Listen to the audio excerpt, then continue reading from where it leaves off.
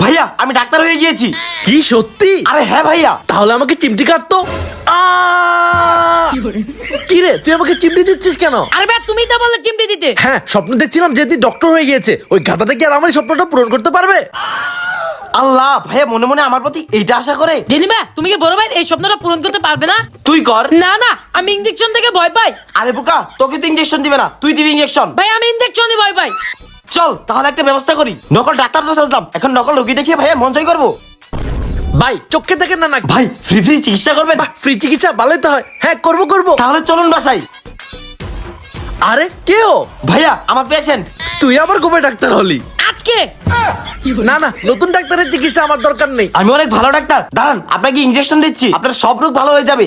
আল্লাহ গো, injection আমি পালাই। আরে দাঁড়ান, আমি অনেক ভালো ডাক্তার, আপনাকে ইনজেকশন দিয়ে দিচ্ছি। আরে দাঁড়ান।